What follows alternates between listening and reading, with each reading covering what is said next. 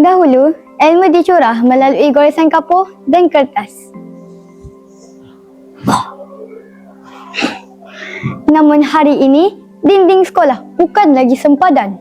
Teknologi telah meruntuhkan tembok itu, membawa dunia ke hujung jari. Salam sejahtera dan salam Malaysia Madani. Saya Puteri Nur Fakiah Aisyah binti Abdul Malik dari TVPSS SKR TV Bukit Canggang. Sebelum kita melangkah lebih jauh, mari kita fahami intipati tema kita. Ilmu di hati, teknologi berkasa generasi. Ilmu di hati bermaksud ilmu yang bukan sekadar dihafal untuk peperiksaan, tetapi ilmu yang sebati dengan jiwa dan sahsiah. Manakala teknologi pula bertindak sebagai katalis atau alat pemangkit. Kita harus sedar, teknologi bukanlah pengganti guru, tetapi ia adalah alat yang meluaskan ufuk pemikiran. Kini, pembelajaran tidak lagi bersifat satu dimensi. Kita ada video instructional yang membolehkan murid mengulang tayang topik sukar berkali-kali. Gamifikasi seperti Kahoot atau Quizizz yang menukarkan tekanan belajar kepada keseronokan bersaing. Yang terakhir sekali, realiti terimbas AR, di mana buku teks seolah-olah hidup di depan mata.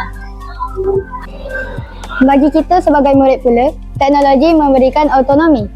Kita boleh belajar mengikut rentak sendiri ataupun dikenali sebagai self-paced learning. Kita juga bukan lagi sekadar pengguna, tetapi pencipta. Contohnya, melalui subjek reka bentuk dan teknologi, kita belajar asas pengekodan ataupun coding untuk membina projek robotik yang mampu menyelesaikan masalah komuniti. Inilah maksud sebenar memperkasa generasi, melahirkan modal insan yang lebih celik digital, kreatif dan berdaya saing. Mendalami tema kita, ilmu di hati adalah akar, manakala teknologi adalah sayapnya. Namun, sayap ini tidak akan mampu membawa kita terbang jika kita tidak tahu cara mengemudinya.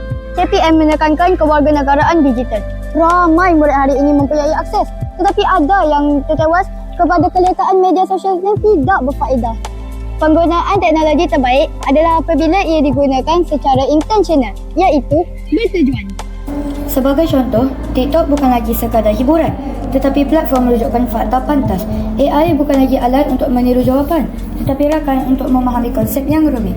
Ini membuktikan bahawa teknologi tidak akan pernah menggantikan tempat seorang guru dan ia tidak akan bermakna tanpa niat yang betul di hati seorang murid. Bagi merealisasikan maklumat ini, KPM telah menggariskan 6 teras utama dasar pendidikan digital sebagai panduan kita semua. Pertama, murid fasa digital. Melahirkan generasi yang kompeten menggunakan teknologi secara kreatif. Kedua, pendidik berkompetensi digital. Guru yang mahir mengintegrasikan alat digital dalam PDPC. Yang ketiga, budaya kepimpinan digital. Pihak sekolah yang memimpin transformasi teknologi. Yang keempat, pengupayaan infrastruktur, memastikan akses internet dan peranti yang mencukupi. Yang kelima, kandungan digital berkualiti, sumber pembelajaran seperti portal Delima yang kaya dengan ilmu.